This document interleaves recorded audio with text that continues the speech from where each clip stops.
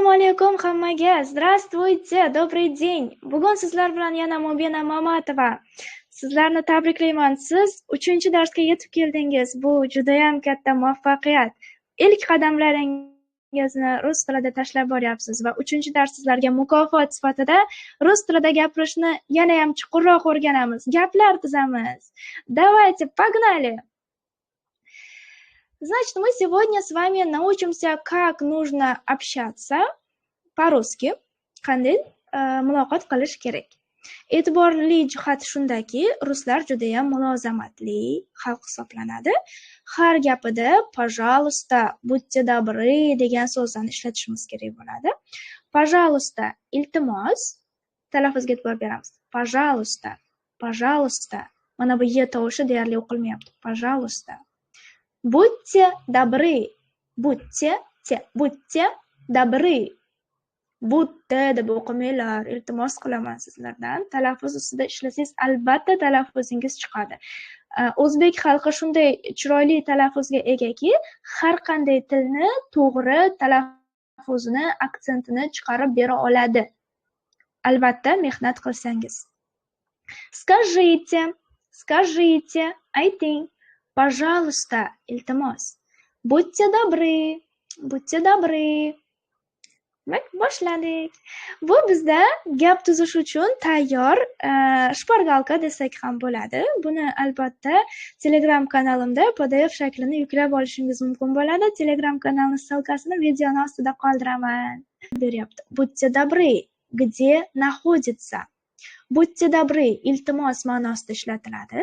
Где qayerda? Находится joylashgan. Где находится? Biron bir yerni, manzilni nomini aytib ketaverasiz. Например, gastronom, kafe, остановка, поликлиника. Qaytaramiz. Будьте добры. Где находится кафе? Или же yo'lda ketayotganida yo'lni bilmay qoldida, endi so'rayapti. Извините, пожалуйста. Вы не знаете где? Извините, kechirasiz, пожалуйста, iltimos. Bu yerda iltifot ma'nosida juda ham ko'p ishlatiladi. Har doim ham iltimos deb tarjima qilmaymiz, chunki o'zbek xalqiga har gapiga iltimos qo'shish qandaydir erish tuyuladi. Rus tilida esa bu normal holat. Извините, пожалуйста, вы, siz, не знаете, bilmaysizmi? Вы не знаете, siz, bilmaysizmi? Где, qayerda? Demak, savolni davomiga xohlagan adresingizni qo'yishingiz mumkin. Вы не знаете, где аптека? Siz bilmaysizmi? Apteka qayerda? Farq shundaki, o'zbek tilidan farqi, mana bu где savolingiz o'zbek tilida gapning oxirida kelyapti. Apteka qayerda? Rus tilida esa qayerda so'zi oldinga chiqib oladi. Ya'ni so'roq so'zlarimiz oldinda bo'ladi, keyin nimani so'raganimiz kelishi mumkin. Дальше. Endi 3-uslub. 3-uslub qanday ekan? Простите.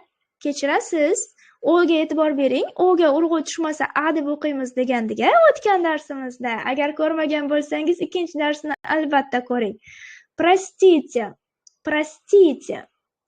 Вы не могли бы сказать где? Вы не могли бы сказать? Siz ayta olmaysizmi degani bo'ladi bu. Ya'ni ayta olmaysizmi? Qayerda? Magazin misol uchun. Вы не могли бы сказать, где аптека? Buni men sekinlashtirib o'qiyapman, tezlashtirish ham mumkin. Вы не могли бы сказать, где магазин? Не могли бы сказать. Bu ibora xuddi shunda yodlab olsangiz, albatta talaffuzingiz ham kelishib ketadi. Keyingisi mana bu militsioner javob beryapti. Da, конечно. Ha, albatta. Конечно so'ziga e'tibor bering. Конечно yoziladi, lekin o'qilish nima? Конечно. Sh deb o'qiysiz, ch emas. O'ni a deb o'qiysiz. Конечно. Я вас слушаю. Men sizni tinglayapman, слушаю, eshityapman degani. Что вы ищете? Что вы ищете?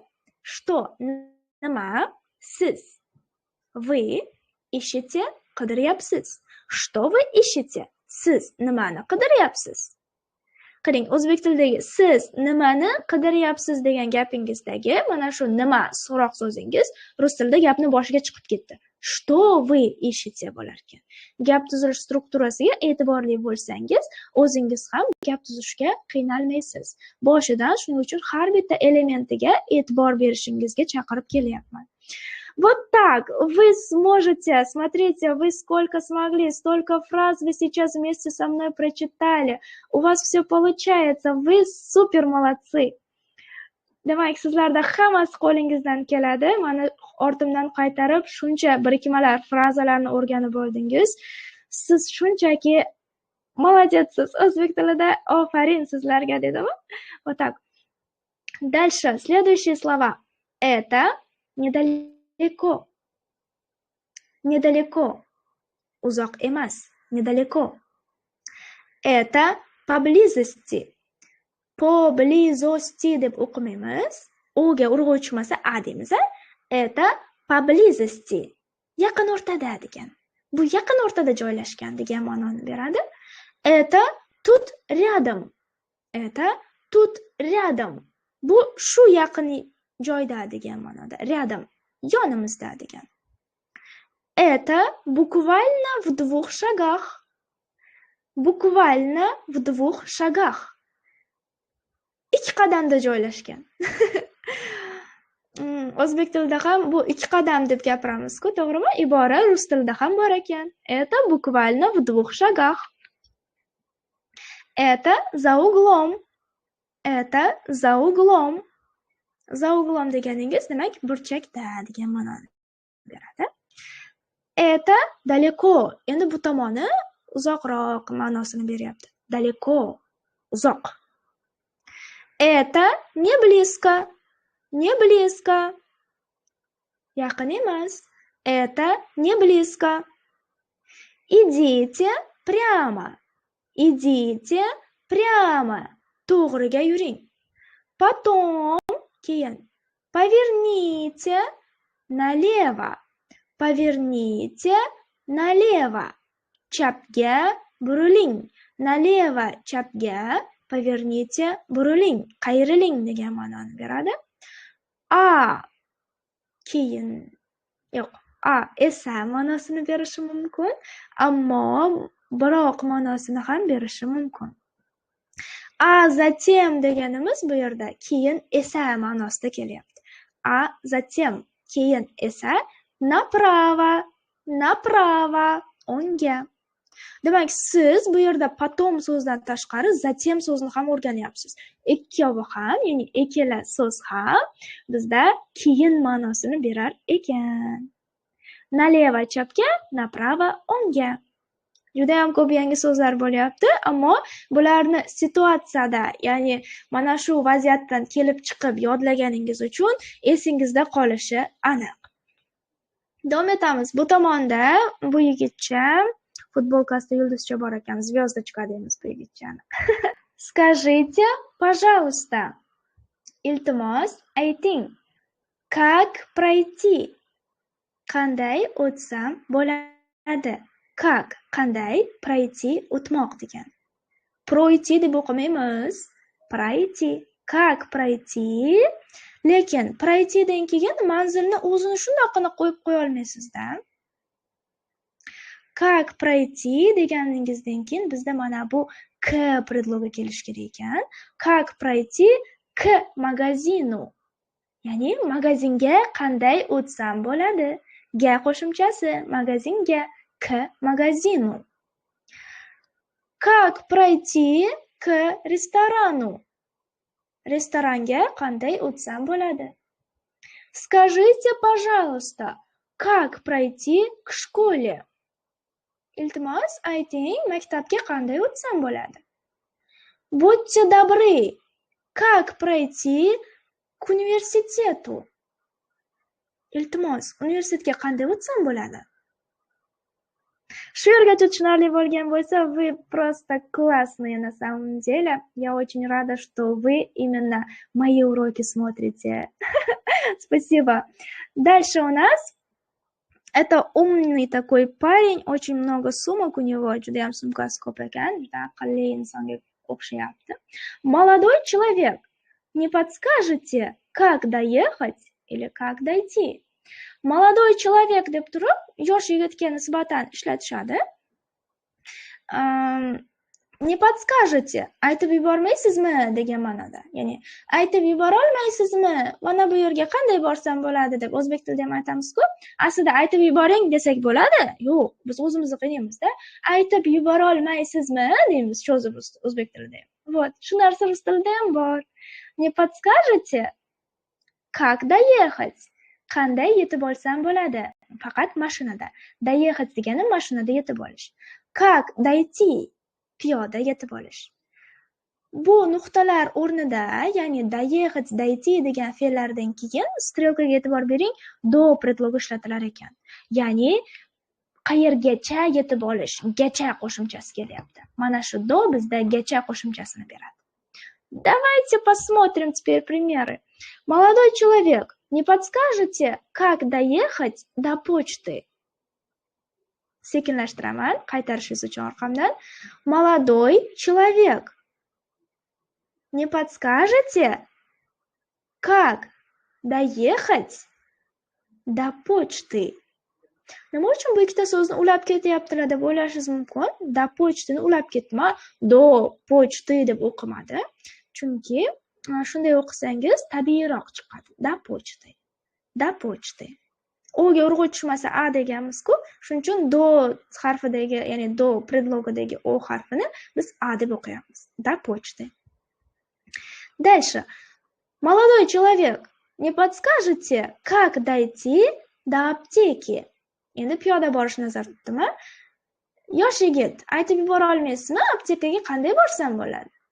Молодой человек, не подскажете, как доехать до гостиницы? Будьте добры, buni ham ishlatishimiz mumkin. Будьте добры, как дойти до вокзала? Shu yergacha savollar bo'lgan bo'lsa, albatta savollarni yo'llashingiz mumkin. Kommentariyalarda, izohlarda kutaman fikringizni. Простите, bu yerdagi iboralar, ya'ni kimga qanday murojaat qilishingiz kerak bo'ladi. Простите, kechiring. Kechirasiz. Вы не могли бы сказать? Aytib yubora olmasmidingiz? Ya'ni aytib yubora olmaysizmi degan ma'noda. Можно вас спросить. Sizdan so'rasam maylimi? Можно вас спросить. Можно вас спросить? Можно вас на минуточку. Можно вас на минуточку. Sizni bir daqiqaga mumkinmi? Разрешите обратиться. Разрешите обратиться. Murojaat etishga ruxsat eting. Ya'ni murojaat qilishga ruxsat bering. Sizga savol so'rash uchun mana shu iborani ishlatishingiz ham mumkin. Bilaman, hech qayerda hali ko'rmagansiz bu iborani. Разрешите обратиться. Товарищ, o'rtoq, товарищ, гражданин, fuqaro, гражданин, молодой человек. Buni tepada ko'rdik. Девушка, девушка, yosh qiz. Бабушка, дедушка, бабушка, buvi, дедушка, bobo. Товарищ militsioner, o'rtoq militsioner, o'rtoq komissar deymiz o'zbek tilida. Товарищ militsioner. Doktor, больной, больной kasal. Дорогой друг, дорогой друг, qadrli do'stim. Друзья, друзья, do'stlar. Уважаемые дамы и господа, уважаемые дамы и господа, hurmatli xonimlar va janoblar. Господа, janoblar. Коллеги, Коллеги, hamkasblar.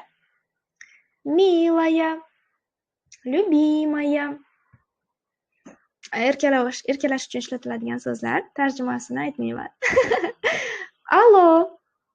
Скажите, пожалуйста. Алло, iltimos, ayting. Вот так, вы это смогли. Вы сегодня узнали, как можно добраться до куда-то, как можно обратиться к незнакомому человеку, как нужно задавать вопросы и как на них отвечать.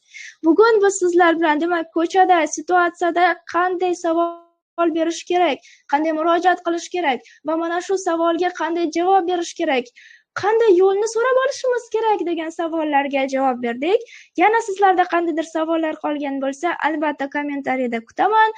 PDF faylni esa Telegram kanalimizdan yuklab olishingiz mumkin. Keyingi darslarda ko'rishguncha, paka-paka!